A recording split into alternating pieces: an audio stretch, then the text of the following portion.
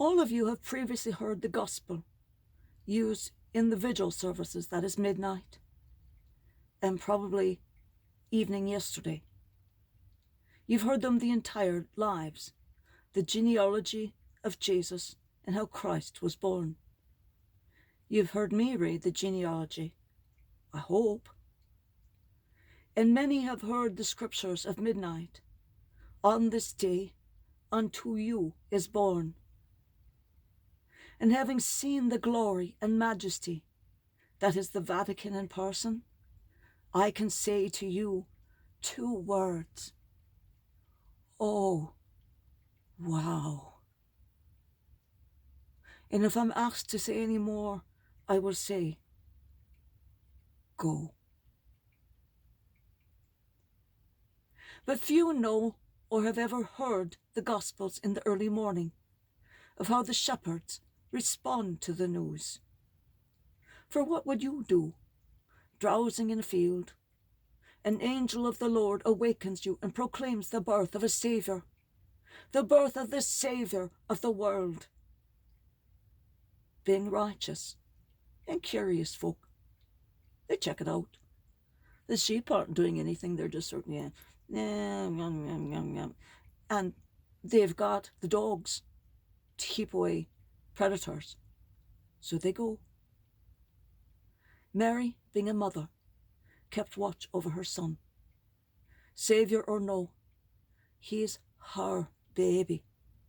He's her precious firstborn son. You can give them all these great highfalutin names. You can give them all the titles in the world. But to Mary, he is my son. He is my baby. And he is forever the love and center of my life. Open your hearts and arms to the world today as the parent to the infant child opens their heart and their arms, helpless to stop the love. Now I'm going to tell you another story of the shepherds. This little ditty is titled, He Received the Greatest Gift. A charming legend relates that at the birth of Jesus, the shepherds hurried to the stable. Each brought what he had, some the fruits of their labour, others some precious item to him. But all were presenting their gifts, but one shepherd, who was too poor, he had nothing to give. As the others were competing to offer their gifts, this one shepherd stood apart, embarrassed. At a certain point, St. Joseph and Our Lady found it hard to receive all those gifts, especially the Blessed Virgin, who also had to hold the baby too. Seeing that one shepherd with his empty hands, she asked him to draw near. And then she put the baby Jesus into his arms. That shepherd, in accepting the baby Jesus in his arms, became aware of having received what he did not deserve, of holding in his arms the greatest gift of all time.